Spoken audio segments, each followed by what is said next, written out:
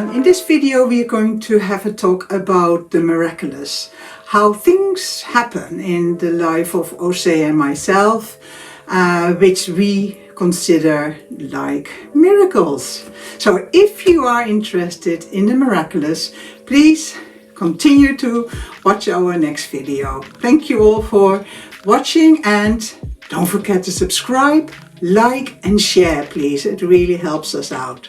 See you in a minute.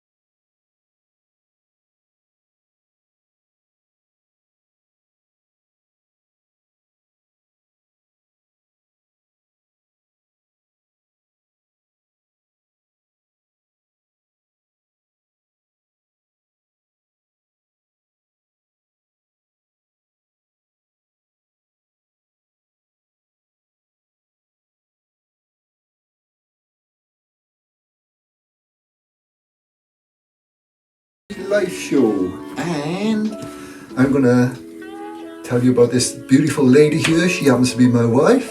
Am I lucky or what? Look at that. She's just a beautiful wife, great to live with, lots of fun, does all the housework, does the cooking. It pleases me in every possible conceivable way I can dream of, and I'm in heaven, and I want the whole world to know that something, I'm in love with her. Anyway, Ahiranta. Yay, thank you, darling. And please let me introduce the king of my castle. That's me. Jose Tulku Rinpoche. Hey. This world would be a better place if there were more men like you around. More women like you around. Yeah. True, we mean well. Before we start, somebody keeps asking, why do we drink alcohol? Why do we drink alcohol in our spiritual talks? Oh, that's pretty simple. No, let me say. We have a genetic condition. We do. Our bodies no longer make alcohol, so we have to supplement. It's a kind of cheers. Yeah, supplement. Our supplement. We supplement alcohol. Yeah, we have to feel good. It's because of our genetic condition. So I hope that is now clear to people. Cheers.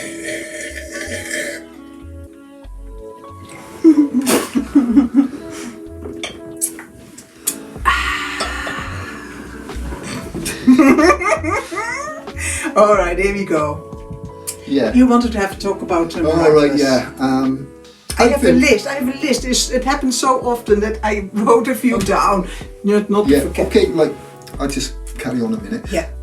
we've spoken about many things concerning, purification of the ego and the mind and the body and the soul and everything like that, and how it builds up certain energies within, and I call it etheric energy. I don't know what to call it, to be honest with you, but there's definitely, when you meditate and when you control that, that chattering mind of yours and those feelings, some other kind of energy replaces it, and it's a nice place to be. And in general, life as well can create from certain conditions where this can happen accidentally, if you like, and so it can happen to other people.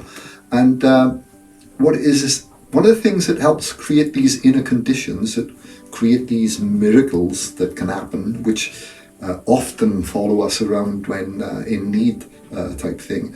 And I'm not saying this just to be big-headed. No, everybody can do it. We are nothing special. Everyone can do it. We are nothing special. Although it sounds out of the ordinary, because we are so engrossed in everyday living that we never really have the opportunity to delve these things and find out about them in the way that Ahiranta and myself. And so many people are not aware of it. They're so busy. Yeah, there's so many people who's like right from the start, they're thrown into education from childhood, and then you're bombarded with all kinds of crap that they put in your head just so you can make a living and make an economy for the country to work well and make the country rich, and those greedy bastards at the top who put you into slavery. I mean, what's slavery like? And most people are just taking over, isn't it? And, you know, what is slavery like? You know, the typical slave was living in South America, and they had their own little chicken den, they had a place to sleep, they had food to eat. And do you know when I'm getting serious now, you know? That were the lucky slaves. The most slaves were really, all slaves were treated horrendously. What, you know, like when people are working and they got to go to food banks, that's what I call slavery. Or they're just about getting by. That's slavery, that is. Yeah, anyway, anyway, the miraculous, darling. The miraculous. Okay, so we, like I said, that certain environments can cause that there's an inner state that builds up, and I call it the etheric or something like that. I don't know what to call it. It's meditative energy, the etheric energy, whatever it is.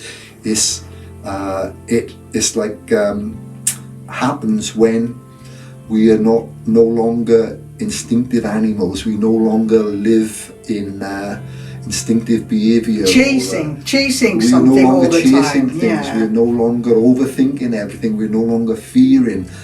We just happen to live in a situation where it's the right environment that creates inner purity. Or we are already aware of it, such as myself and Ahiranta and myself were, and we knew about the value of meditation, and we also knew that certain environment can create and prosper that inner condition that can manifest basically miracles around you, or manifestations and various other things like this. So and we're going to start what we're going to do to try to help you, because one of the issues that most people have is not being able to sit for longer than half an hour and focus and concentrate. If that. Yeah. What we are going to do is we're going to try to help you a little bit. We're going to try to speak it. Ahiranta will ask me a question, I'll ask her a question. Do you remember this? Do you remember that? So we're going to fill in this story that we lived through and tell you about all the miracles that came along during that we remember. And so I will give you the first one. We don't talk about meditation specifically in this talk. I think we should start from the beginning. And I do not know where the beginning is actually. You started off with your illness. I was going to talk about the first miracle that we were called a miracle couple actually. Yeah. Let's start with that one. Do you want to tell about the miracle couple? Yeah, in my head, like I think that you need the full story where it all began. You know, the motivation, and this is going to take the story there. So I'm going to start a little bit before we were called the miracle couple in a small town in northern Sweden, or middle Sweden, but it's the north of the middle of Sweden. The north of the middle of Sweden, in the middle of nowhere. Yeah. And so I'm going to start the story, and the story began with Ahiranta being very, very ill, and I was very concerned for her at one time, where she would go into what we call relapses, and this was an energy illness. And a relapse meant that she had less energy each day, so like the energy. And we, at the beginning, we didn't know what was causing these relapses, and they called it all kinds of names. I was left with Ahiranta, and she was left with me, and this illness. And so circumstances arose where we ended up with some money, and in a way, we won't call that a miracle. It was just the usual thing of a marriage breakup. Yes. And so after living in one room for 5 years, we had the opportunity to go to Sweden. After 5 years, she was locked up in the bedroom, in her body, in one place for 5 years. I bet none of you could do that for 5 years. And there are 25% of people who suffer with what she do was behind closed doors all their life. and they will never get away from it unless they do something miraculous. They do what we did. And so we got this. Ahiranta got this money from splitting up the house and having half for her and half for her last husband. And so what good was the money to us? We were stuck. And the only thing we could think about was trying to get her better. Because what good is money to anybody if they can't spend it, if their bodies are not healthy? And so we had to think about, well, what can we do? And we came quickly to that idea, of course, where we should use it to try to get her better. And that was the only thing that made sense. So, and we came up with 3 ideas. Do you remember what those 3 ideas were? Yes, the first one, we would have been way before the van life is now, because the first plan was for you to get your extended driver's license, buy a double-decker bus. A double-decker bus. You would convert it. We would have a kitchen downstairs and upstairs a sitting room and a living room, and you would drive me through Britain, so that I would no longer, so I would no longer be lying in the bedroom and just being able to see trees and the field behind the house. So that was plan 1. We didn't do that, and it's good we didn't do that, because it would have made me worse. But we didn't know that. We didn't know that then. Yeah. So that we didn't do that because of buying the bus was not a problem. Then I had to get the license. You were doing it up was not a problem. You getting the license would have been problematic, because you could not leave me alone for not even a half hour. 4 hours was the longest. And also we saw in the future, once you have bought something, that's lovely, but we couldn't afford to keep it on the road for 10, 20 years because of the maintenance, and where do you leave it and where do you park it. So we put up all kinds of how do you call it, those things between the door pulls, is that a word? Stoppers. We put up all kinds of stoppers and reasons why we didn't do that. I'm sure if we had gone... We spoke about it though, we went into it. Yeah. I think if we had gone along with it, we would have made it work, because we always make things work. Yeah. Then the second... I don't know why we thought about that. The second idea was doing we live in a really small house, council house, with a really small garden, but big enough. Postage stamp garden, they call it. Big enough to put a swimming pool in, where the water is going around. So you swim, but you stay in the same place. So it's way small. Yeah. Really expensive. We didn't do that. That would have been a disaster. Again, for the same reason. We would not have been able to keep up the electric cost and the warming cost for the water. So that was it would have been a disaster now with hindsight, now with what we know. Yeah. So then we went to look for... but remember what brought oxygen. Oxygen. That was it. Yeah. We discovered that my body has a problem with taking oxygen into my cells. Yeah. It was like altitude sickness, wouldn't it? Yes, exactly that. So it causes a kind of altitude sickness, to the point that I develop hyperventilation, confusion. Everything you get wrong with you in altitude sickness, and we kind of checked it out on, we found out, because we're trying to understand what it is, and we are checking it out on the internet and what these symptoms fit. Altitude sickness, that means oxygen, a lack of oxygen. Yeah. And in a few other clues we had, it was about a lack of oxygen, because if you went in the shower, and I still have that. And, it was all about oxygen, so we knew oxygen would help.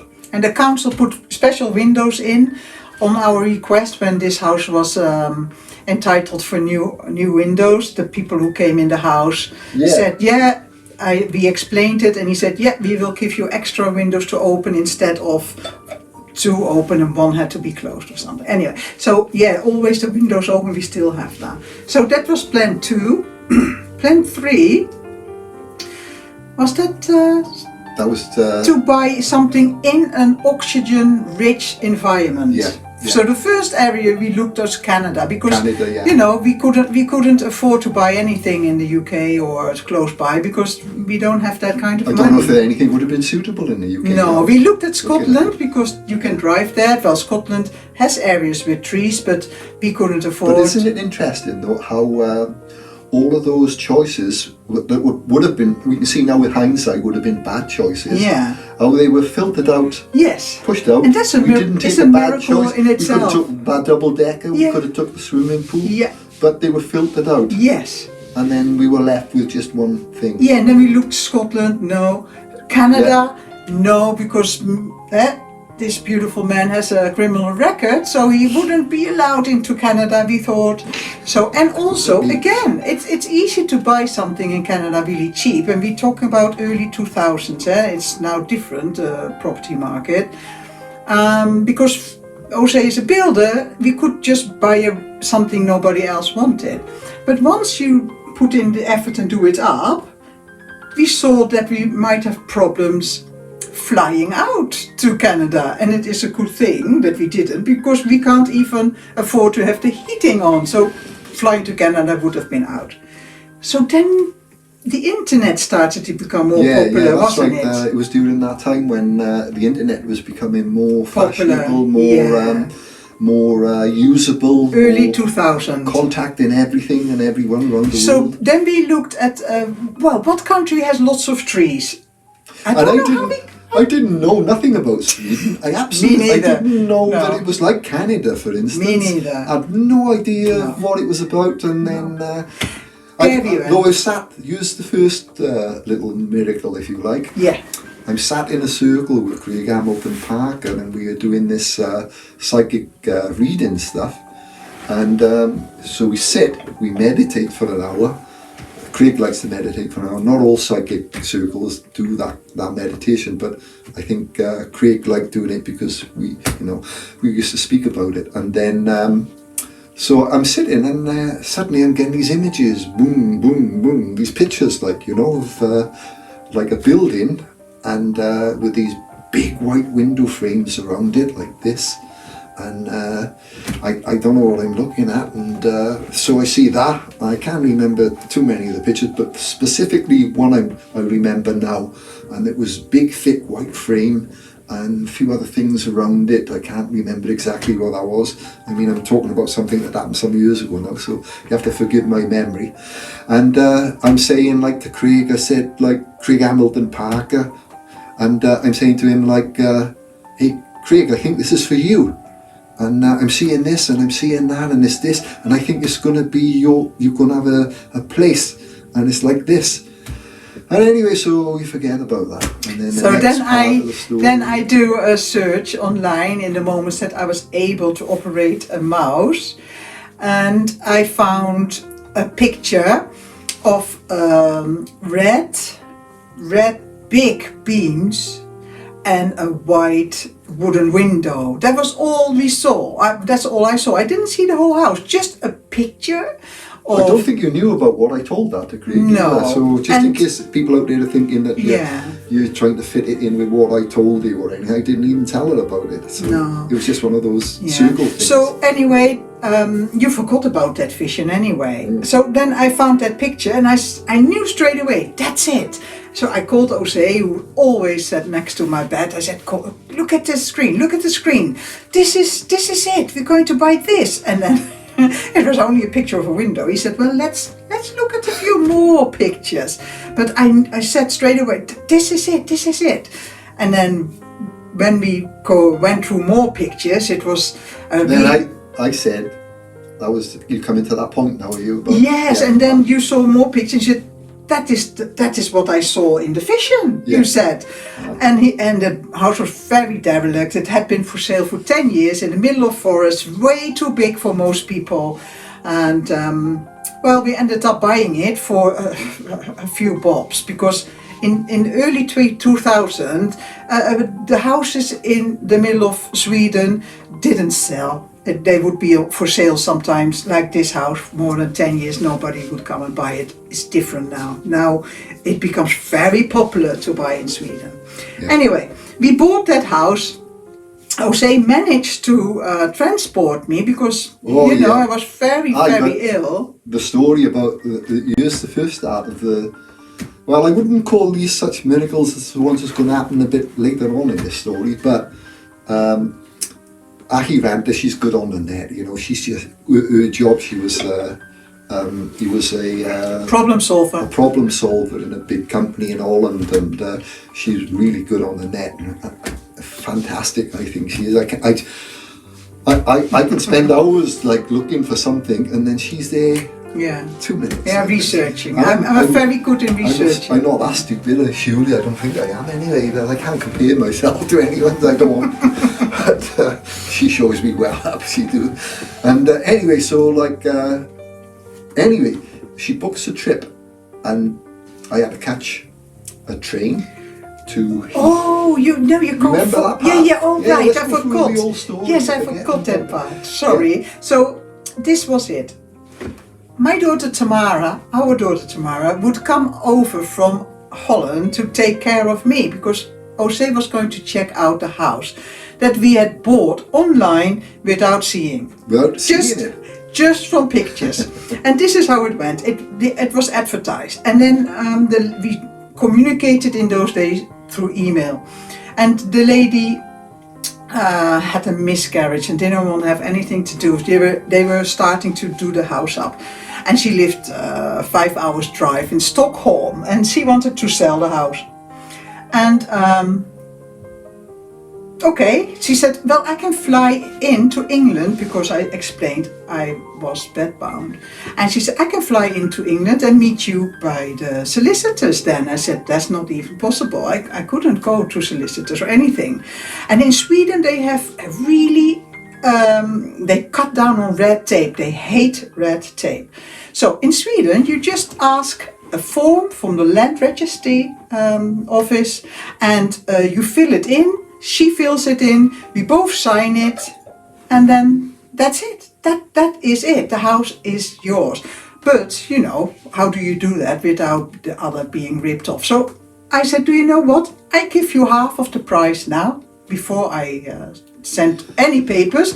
I said, and if you want to run away with the money, so be it. And that is how I saw it. If they are so desperate, karma will sort that out. In human nature to do that. That's what she's all about, this lady. Yeah, so then the lady sent us the contract, we signed it, and the moment we sign it, she has to trust us for paying the second part, which we of course did. But do I trust people?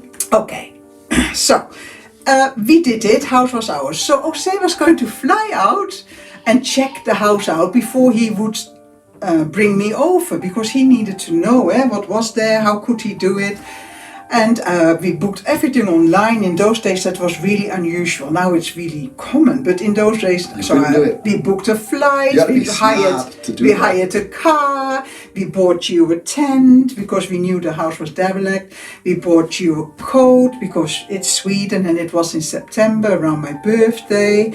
And then the lady says, make sure that he has a red bright coat on because hunting season has started by the time he's there. And I just bought him a beautiful camouflage cream jacket. So I bought him a bright red jacket. Anyway, you take over. He goes from here now, the house. Tamara comes in the house to take care of me during the days Jose is gone with her then boyfriend and now husband Melvin. Well, so, off you go. Anyway, for starters, it was like this. Me understanding myself, my own human nature, you know, there's two sides. There's my higher self and there's my ordinary human nature. Therefore, understanding that made me realise that I found it difficult to trust people. And because I know that, you know, I mean, let's face it, how many people can you trust? If I lived as a criminal, I played the role as a criminal for a part of my life, and I know how tempting that is just to run off with our money. And so I'm like, yeah, and I got to go to Sweden and I got to find this house. And but first the journey to Sweden. Yeah. So, you know, first of all, is the trust issue. Yeah, I'm thinking like, I'm sure we could easily be ripped off you. Yeah. And because that's just human nature and that's how I understand it. You can't, you know, trust people like that. But you can. So karma will sort it out. I got these sort of... I wouldn't do it nowadays though. I got these kind of things in my head, like, you know, I think, you know, God, you know, I don't like the sound of this, but I'm going to do it anyway. Mm-hmm. And because if God is with us, then it's going to work. But I wouldn't do it now. There's too many scams now. You can't do it the way we did. But it now. could have happened then too, just as easily. Yeah, but it could have happened just but as there easily. There was just as many criminals.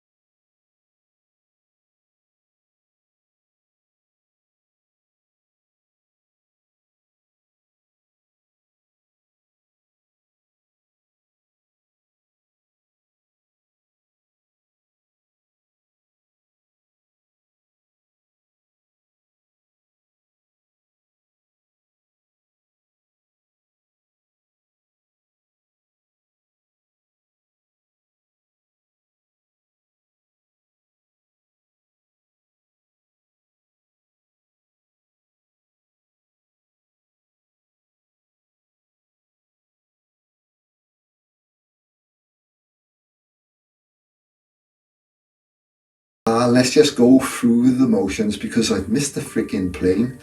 And so I go, and amazingly the plane was delayed for some reason. First miracle in a way, because very rarely do Was the airplanes, chance that, yeah, very rarely, you know, I mean, the chances are not good that that plane would have been there waiting for me, but the plane was there waiting for me. It was held up. I can't remember what the reason was. Again, I have problems hearing. And so the plane left later than what it normally leaves. And now the next thing is I got another airplane that's waiting. There's going to be, I got a flight to Sweden. Stockholm? Yeah, to Stockholm. And then from Stockholm I got to catch another plane up to Östersund. Yeah. And so I'm thinking like, oh God, I wish this plane wouldn't hear, because I know this next one, I'm going to miss this next one because there is no chance that plane is going to be there, like, you know. And I thought, shit, what a waste of time and money, and now what the hell am I going to do, because I haven't got, you know, the only words I could speak in Swedish was tack, tack. Stewardess comes, serves the food, tack. She gives you something to eat, tack. Yeah. Meaning, whatever, like, thank you. you. It was just tack. Yeah. That's all I knew was tack. And so like I go there and I'm sure this plane is not going to be there. And then I get to Östersund. No, Stockholm. Oh, Stockholm, yeah, Stockholm. Sorry, yeah. I get to Stockholm, and I'm thinking, it's not going to be you. What am I going to do? Like, you know, I'm going to be stuck here all night, and I'm going to have to find a way out of here to get back home on the, you know, on the little bit of money I got. And, oh God, my mind. And as you do, like, you know, even an enlightened master like me get those issues, and especially when you get into that. Anyway, so I get to what's the name of that airport again in Sweden? Stockholm Airport, and like I walk up to the place where I'm supposed to catch my plane from, and there's all these people like looking at me like this, and I'm thinking, you know, what's that all about? Like, you know, I think, is the plane still there? And they say, Mr. Gornick. And that's a name I use. It's a fake name I use when I'm traveling. Anyway, and the plane was held up for me. And they waited. That was the second miracle in that because day. they know that the plane he arrives in is delayed, Yeah. and they wait. They just wait. And I didn't expect that at all, you know. I didn't expect that. So I'm on the plane, and there was a lot of pissed off people there because they had to wait for me. Yeah. Which was fine, you know. I don't mind starting it all off nice, you know, first contact and all that. Getting sociable with everyone. What better environment do you want, like, you know? Anyway, so I'm like sat in the airplane, and we're flying over, and the first thing, I'm like looking out of the airplane, and I'm almost feeling a small airplane, so they're not big airplanes. Because you know, you're doing this all the way along, like, and so I'm like looking down, and I'm thinking like, that can't be Sweden. There's all trees everywhere. There's big lakes. And I thought, is this really Sweden, like? And because I thought Sweden was like a European country, and you don't get that. And yeah, it was Sweden. It was a forest and lakes, and it was beautiful. Forest and lakes. I thought, I think I might have even asked somebody, is this Sweden? And yes. And, oh, fantastic. what can I say? It's education, isn't it? Wonderful. Any youngsters out there listening to this, let that be an example to you. You stay at school, study. And so anyway, I get to the place, like, and so then I have to drive. Yeah, you have to pick up a hired car. Oh yeah. That wasn't too difficult, eh? Yeah, but the issue was I was driving on the right hand side of the road in a city right at the start, you know. I didn't have time to get used to, like, if you go on the urban roads, you know, the country roads, yeah, you get a little bit used to, you know, you haven't got so much pressure of traffic, and, you know, meeting roundabouts, going around it the opposite way around to what you're used to, and I'm like right in the middle of a city, and I had to get used to driving a car thrown in the deep end right at the beginning, like, so, and I'm coming up to these roundabouts. I've never bloody driven in Europe at all in my life. I've only ever driven in England, and I'm like, a strange roundabout, like, what does that mean, like, you know, and which way have I got to go, like, and we and remember that is in the time we don't have GPS, eh? Yeah, and like, and wow, like, and I haven't got nobody next to me to tell me, you know, which way to go or anything like that. So, and like, I'm still in that main town, and I'm stuck on this roundabout. How many hours was you stuck? An hour, I think, something before like you that. managed to get out. I'm going around, and I'm going around, and I'm going around, and I'm going around, and I'm going around, and I'm going around, and I'm going around, and around. And it was all one-way street, lots of them. I just can't get out of there. I couldn't get out of there, and I thought, I've got to do something different. So instead of taking my usual round and round to feel safe, because it was my insecurity, like, as you do, and I took another one, and then eventually I managed to find the area, and of course, you know, the car was full up with petrol for me right from the start, and this was a long distance. It's like 5 hours. No. Östersund is only 1.5 hour drive from where you had to go, but you had gone round and round. And I used up all this petrol, like, you know, and I'm thinking, like, I don't know how to buy petrol here because I can't speak the language. Yeah. And I think, oh God, I'm feeling insecure here, like, all on my own. Yeah. And so I'm driving. But you found a road where the house should have been on to start with. And Ahiranta's getting impatient. She wants me to take you. No, otherwise you go to the petrol station, and that this comes later, because first you was looking for the house. Yeah, of course. Yeah, of course. Yeah, stay. Be patient. Okay. And so anyway, I'm like looking for it on this 296 road, like, you know, the 296. I thought, oh yeah, use the 296, I'm there. And so I'm driving there, like, you know, and I thought, like, roads in England, you know, if you get a 296 or A14 or the whatever, they only last a few miles, don't they? Only in this road, I'm thinking like, oh, I got plenty of fuel, and I'm thinking, oh yeah, I'll get there sooner or later. And it goes on, and it goes on, and it goes on, and I'm looking at the petrol gauge, and no petrol stations. Is this story boring? No. Anyway, so I kind of, I'm like running out of fuel, and this road is going on forever and ever. No, let me interrupt.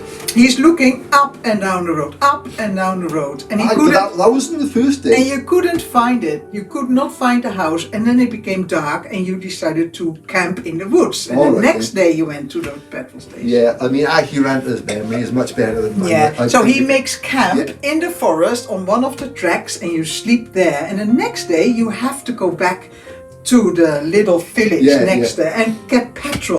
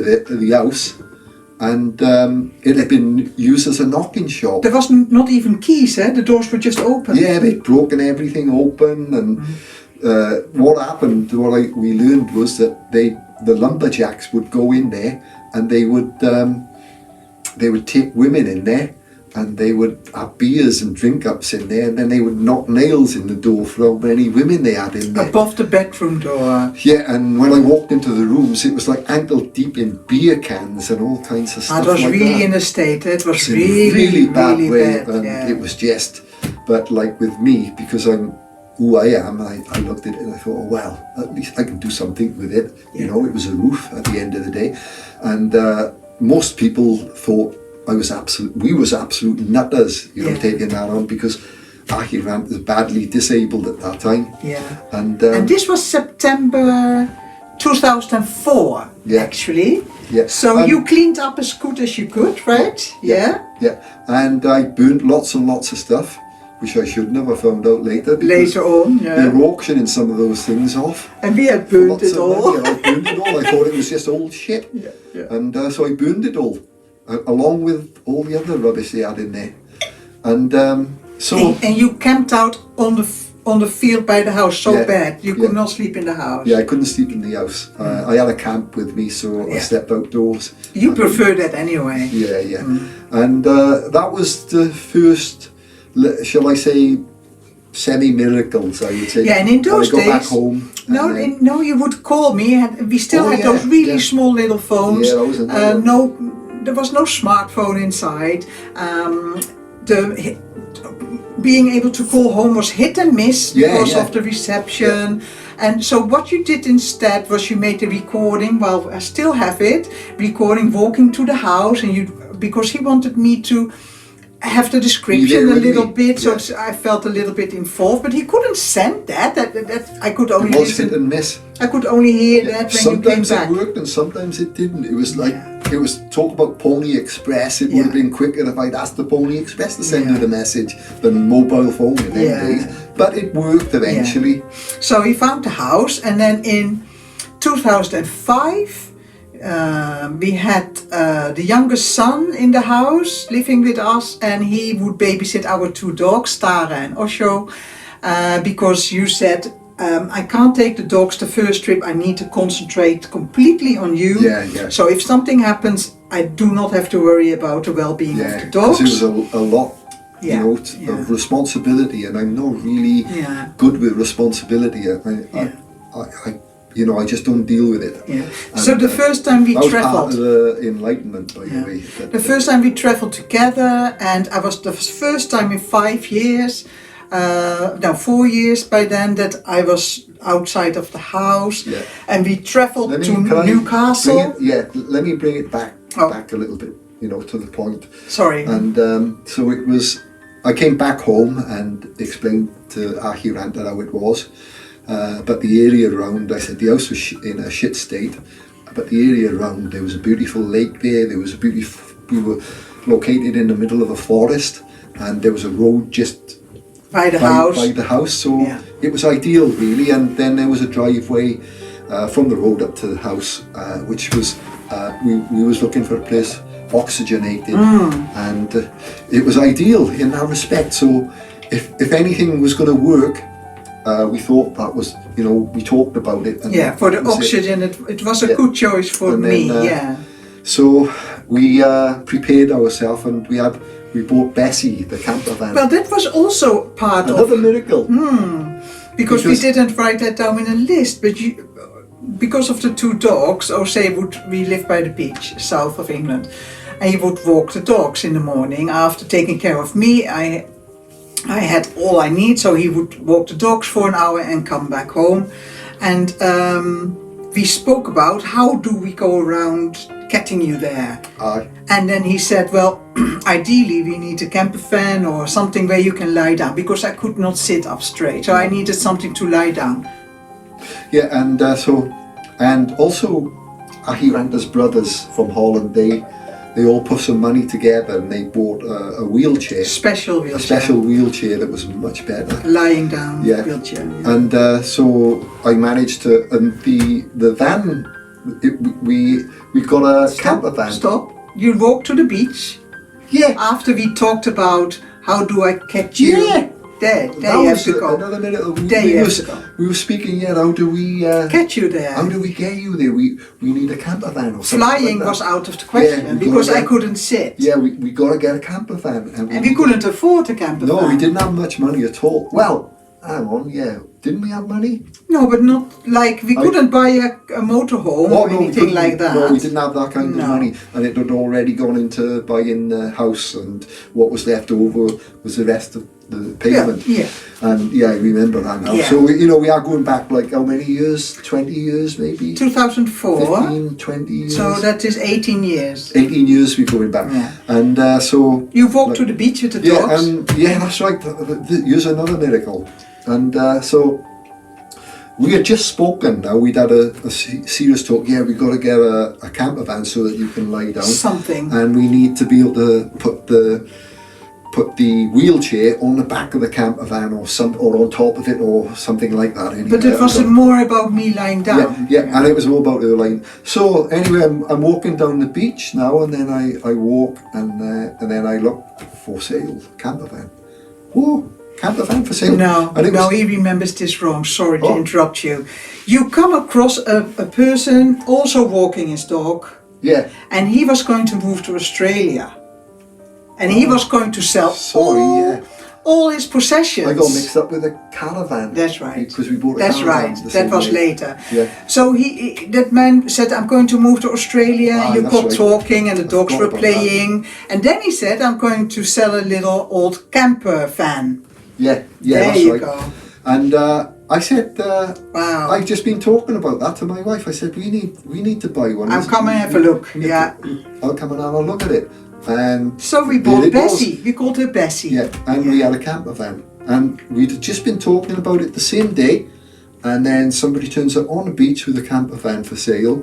And I looked at it, it was perfect for the job. Yeah. And it wasn't going for a lot of money either. No. It was going really cheap. Price. Because he was moving, he wanted to get rid of everything. Yeah. So that was Bessie. I'm a bit scared of my memory sometimes. That's alright, yeah. I got out and it crossed over with we bought a caravan. Yeah. And that happened in the same kind of way. That's too. right. And that's what I mean, they're always happening. That's right. And so Bessie brought us all the way to Sweden. And while we were there, the first nights we slept in Bessie before the house still. We didn't sleep in the house. It was not suitable. Not with Bessie. Because not with Bessie. Because with Bessie we had a big trailer pulling behind us and it went pakka. And everybody said, you were never going to do that. Yeah, no, Bessie was perfect. I took it to my mate who was one of the people. I sat in a circle with her, right? Her husband was a mechanic and I took it to him. I got friendly with her husband. Just to have it checked over. And I took it up and we had it checked over, like to make sure it was. And he said, you got to take that to Sweden with a dirty engine like that in it because it was only... And a trailer. And a trailer, he said. That's mad, he said. That's never going to happen. That's not going to happen. And anyway, so I was stupid, I suppose. But we did it. No, you was not stupid. What you did, you wouldn't push Bessie. No, We just were a snail, and maybe we have irritated a few people, especially in Germany. But who cares? As long as you do the minimum speed on the motorway, you're not breaking any law. You really took it easy, and he had to take it easy because of my illness. I could not deal with. Speed stress. and speed, and the sound. Yeah. The sound, fast speed, fast vibration. Would do something with my brain, and I would say, "Don't go so fast, don't go so fast." He said, "I'm only going 30." It took us 5 days. It took us 5 days to do a 24-hour journey.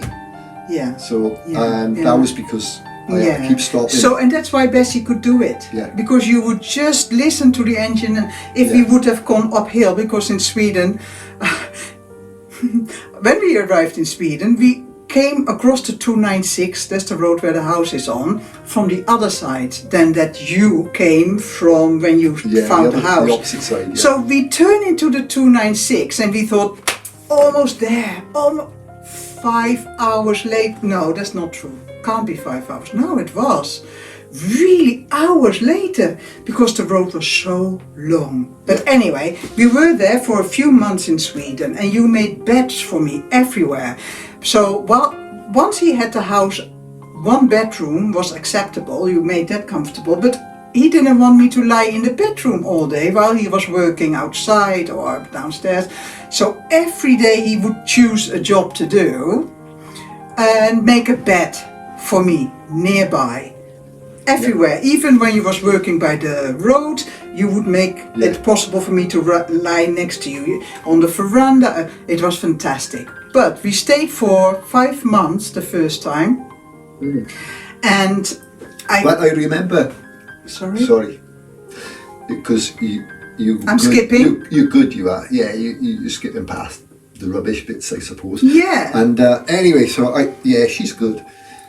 She's aware of you guys, like Yeah, saying, it's all right. But after a few months being there, I started I could start learning to sit again.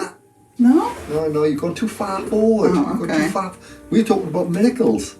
But it was a miracle. Oh yeah, that was another miracle after this first miracle. Now, this is the one that I like the most, actually. Go on then. Okay. And you should have stopped at the bed making, all around, making beds for you everywhere, all around the forest and all around the house. And if I lit a fire somewhere, there was a bed there for her. If I went over there to have a crap with a dog, there was a bed there for her to watch me. But can I interrupt you? I know what you want to do. You want to go to Thor already. What? Thor? Aye, man. Yeah, no, we do that later. Let me please, you will understand this. What have I missed? No, you didn't miss anything. Listen, that's a story on itself. We are talking about why we were the miracle couple. Oh. So, the miracle couple... But this is fast forward now. I'm going to go back to... Yeah, he will come back in a minute. So, we were called the miracle couple in the village because the house is in the forest, okay? So, 15 minutes drive from the house is the first village. In those days had 700 people. Now it is even under 500, I believe. Yes. There is no employment. People all go more to the south where there's employment. Place. Yeah, we all should move to that area. It's wonderful. No, anyway, don't all move there because it'll spoil its beauty. Oh yeah, okay. It's crap. Don't go there. It's crap. So anyway, he would take me to the ICA, I call it ICA, that's the only supermarket in that little village, in a wheelchair. And the first time we walked to the supermarket, we would only hear yo. And Swedish people sing a little bit, and yo, it means yes, but then that you agree, not ja. Ja is Swedish, is yes. But yo means you are, I agree, yeah. Anyway, it made us giggle the first time we heard that. It was so lovely. Anyway, I was falling over so in the stuff. people... And we walk past these people and I just went, yo. Yeah. I like falling over. Yeah, but really unusual for us. Sorry, our Swedish friends. Yeah, we don't you try have to to... understand, we got a monotone level of vibration. Boring way of talking. We don't talk like you guys up there. You must be great singers. Yeah, like beautiful. Anyways, so the people see you there, right? And because it's such a small community, everybody knows each other's business, and they started talking. Hey, Strombakken is sold, and who's it sold to then? And anyway, crazy couple. We were called the crazy couple. That's right. Crazy so they couple. labeled us the crazy people first, the crazy couple. And why? Because they said, they bought that place, and you have to remember, we didn't tell you this, but there was a big house that used to be an inn in the time that people traveled with horse and cart in the snow, and that people could only travel 20 miles a day with horse, cart and snow. So every 20 miles you find a house similar to the one we bought. Yeah, where you could pack your horse up and feed it. Yes, so the house is huge. You have a big barn, even bigger than the house. Then you have a carriage, you have a storehouse, you have a stable. So there are many buildings. Anyway, they all need work. But anyway, we were there. So the people were like mad. They are mad. Yeah. How is he going to do the place up? The house is almost derelict and she's in a wheelchair. How is he going to do that? Yeah. After 5 months, people started befriending we found this out later. Yeah, so after we befriended Swedish people. We didn't know then that they were talking like that about us, but that's what they were saying. And then we befriended Lillian, and we befriended another English couple that one day was leaning on our van because English number plates. So we saw, hey, English people, he was just leaning and waiting for us to turn up. And they came to the house and he said to Jose, don't you feel daunted by all the work that needs doing? And being a builder, he looks at him like, what are you talking about? Of course I'm not daunted, I can do all this. Yeah, I loved it. Anyway, after 5 months, he had made such an impact already on the house, on certain rooms, that when a Swedish woman and man we befriended, Kurt and Lillian, Kurt has passed sadly, they came, and of course they talked then to the other Swedish people in the area. So they came to hear what kind of impact you made on the house, and then they changed our name. Yeah, from the crazy couple to the miraculous couple. But not because of the house, but because of the fact that she came there in a wheelchair, and by the time we left, it worked. I could walk again. The oxygen content, we think, and the peaceful environment of the forests, it had an impact on her health, and she was able to walk for the first time in 5 years. And so we earned the name of the miraculous couple. And we've only found this out. We didn't know none of this, of course, that these villagers were talking about us, and like exploring in a small village, and anything new, it gets noticed and talked about, of course. And people would see us going up there in the shop, and I would be pushing her around town, in this wheelchair everywhere, and people just noticed us. And so we ended up, Lillian told us much of this, that we became one of our friends after some years, and she told us that she told us all the stories, about the miraculous. How they were talking about us. And then wait a minute, because I need to structure this a little bit, because this is already an hour. So we will talk about the next miracle in another talk. But let me add something to this. It was not only the oxygen, it was also the water. Because you have to realize that the fresh air was tremendous. Was a river running on the other side of the road, plus the water. Jose had to take buckets out of a well. Oh, that was a great 11. Can you see my arms now? Because the house has no toilets, no running water, no showers, no bathrooms. So the toilet is an outhouse, and then